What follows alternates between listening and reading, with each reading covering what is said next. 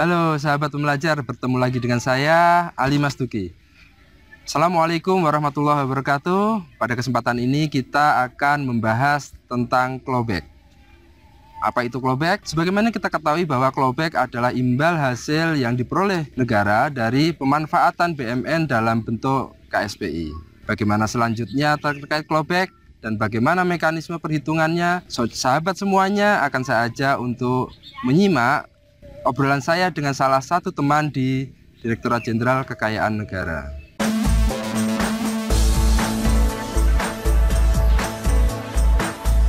Assalamualaikum Pak Acep. Kita pengen mendapat wawasan lah dari Pak Acep ini terkait skema pemanfaatan KSPI. Kalau dalam setiap skema pemanfaatan atau skema investasi itu kan pasti baik investor ataupun kita pemerintah itu kan berharap imbal hasil ya atau keuntungan lah.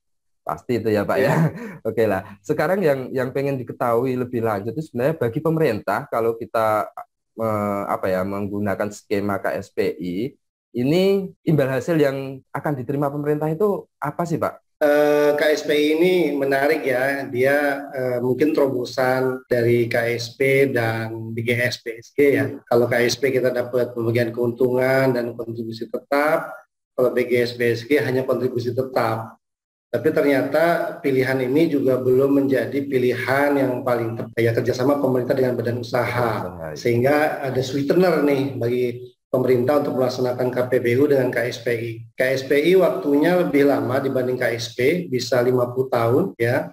Dan di sana juga mitranya banyak yang bisa berpartisipasi Pak Ali. Bukan hanya BUMN, bahkan BUMD, lalu bisa juga anak perusahaan BUMN, perusahaan swasta, dan terakhir koperasi. Koperasi juga bisa ikut terlibat dalam kegiatan KSPI. Nah, di sana ada pembagian keuntungan yang kalau konsepnya bisa kita bilang sama seperti dengan minimum revenue garansi. Garansi penerimaan minimum ya, MRG, minimum revenue garansi, ada garansi minimum yang bisa disepakati ya. Nanti kalau ternyata lebih dari sana, pemerintah bisa mendapatkan keuntungan, namanya clawback. Pemerintah bisa mendapatkan keuntungan atas MRG tadi. Kalau sudah disepakati ternyata mereka masih bisa mendapatkan keuntungan, pemerintah boleh dong mendapatkan keuntungan. Terima kasih Pak. Sebagaimana tadi yang sudah dijelaskan Pak Acep, buat investor ini atau mitra, ini sebenarnya yang menarik dari KSPI apa agar mitra itu berkenan atau mungkin semangat untuk melakukan kerjasama ini dengan pemerintah Pak? Ya, kalau kita lihat sedikit flashback ya Pak Ali, bahwa pemerintah kan memerlukan hampir 6.445 triliun ya untuk membangun infrastruktur. Nah, pemerintah hanya bisa menyediakan 37%, lalu BUMN menyediakan sekitar 21%, maka sisanya pemerintah mengharapkan swasta ikut berperan serta gitu ya. Nah, ini yang kita harapkan dalam KPBU, swasta bisa berkontribusi dalam pembangunan infrastruktur. Karena tadi sudah kita bicara clawback, sebetulnya clawback juga tidak menjadi mandatori ketika misalnya ada di PMK 115 tahun 2020 tentang pemanfaatan BUMN. Kalau inisiasinya dari pemerintah, pemerintah juga tidak bisa memaksakan clawback. Ya, jadi sudah disepakati kalau dari awal pemerintah yang menginisiasi, ada tiga ya. Ada tiga pemerintah yang menginisiasi masuk ke dalam dalam tabel PSN, proyek strategis nasional ya, dan masuk dalam komite penjamin infrastruktur ya, yang masuk bagian dari infrastruktur yang sudah ditetapkan oleh pemerintah.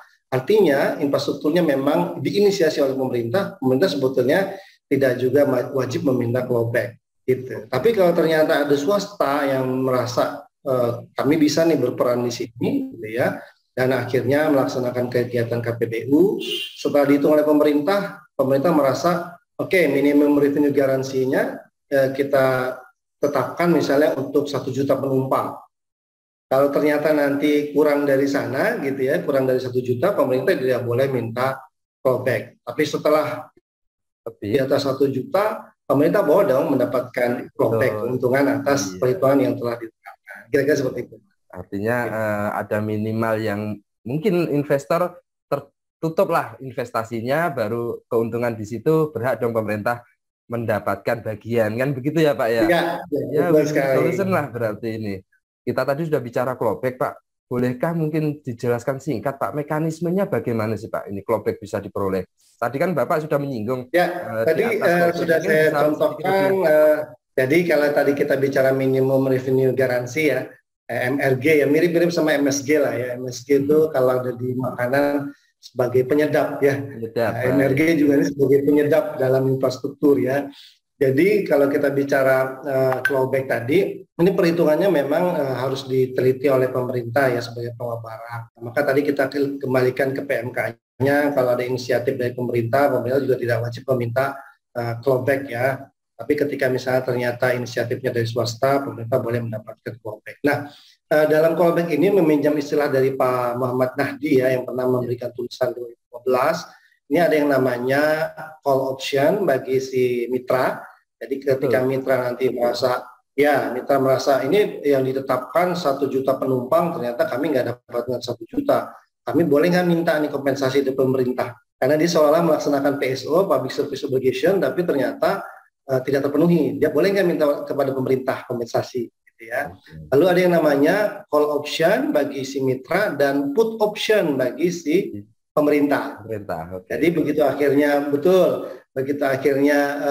ternyata dari 1 juta penumpang itu melewati batas 1 juta, pemerintah minta, saya boleh dong minta keuntungan dari yang di atas 1 juta tadi. Dan terakhir ada yang namanya limited call option dan limited put option. Dengan kata lain, ketika misalnya kesepakatan 1 juta penumpang tadi telah dipenuhi oleh swasta, pemerintah boleh mendapatkan 50% keuntungan. Kira-kira seperti itu. Jadi kata swastanya, saya minta dong 50%, jangan semuanya gitu ya, kira-kira seperti itu. Jadi pemerintah bisa mendapatkan 50% dari keuntungan atas kuota yang telah ditetapkan oleh pemerintah sebelumnya. Gitu. Kira-kira seperti itu. Terima kasih Pak. Jadi akhirnya kami semakin jelas Pak ini teman-teman. Mudah-mudahan penjelasan simpel ini bisa dimengerti ya sama teman-teman di audiens KLC. Iya. Jelas banget Bapak, jelas. Jadi memberikan pemahaman lebih kepada kami semua ini Pak. Baik Pak, terima kasih atas waktunya untuk wawancara ini terkait KSPI. Kita cukupkan, saya undur diri dulu Pak Acep. Assalamualaikum warahmatullahi wabarakatuh. Waalaikumsalam warahmatullahi wabarakatuh. Sama-sama Pak Ali, terima kasih banyak.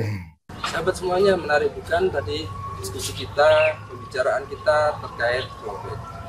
Kita semua sudah semakin memahami terkait clawback. Semoga KSPI dan pemanfaat-pemanfaat BUMN lainnya bisa menjadi salah satu solusi di dalam kita mengakselerasi pembangunan. Assalamualaikum warahmatullahi wabarakatuh.